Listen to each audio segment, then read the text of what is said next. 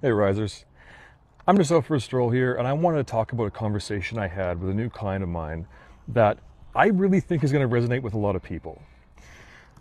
You haven't met him yet, you might at some point, he's probably watching. Hey.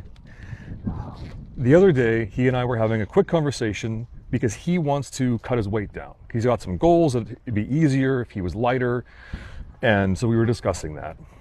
And he said to me, that some of the issues that he felt were issues was that he goes through 6 cups of coffee a day and drinks regular Cokes or regular drinks. And I was like, well, that's not a huge amount of coffee. He says, yeah, but he uses whitener in it and, sweetens it up. And I was like, okay, well, that is a major problem. That's, for those of us who know, you start adding sweeteners to your coffee, you're talking about like a lot, like upwards of 200 calories per cup of coffee. Regular diet drinks, you're adding a couple thousand calories to your day by the time you're done. I says, well, we can work around that though.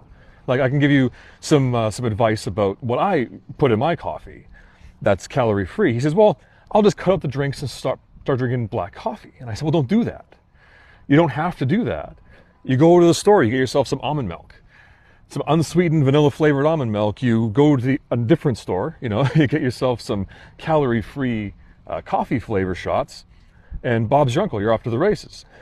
For that matter, switch your diet, switch your regular drinks to diet drinks, Coke Zero, Pepsi Zero. I don't judge which way you go on this. I'm a Pepsi Zero man myself.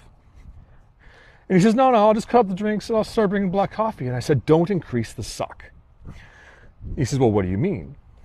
And I told him, well, when we start making sweeping changes to your life, like you're doing right now, you have motivation, but motivation fades and the suck starts to creep in. You want the end goal, but the process of getting there, some of it sucks. And let's be honest, some of it really sucks.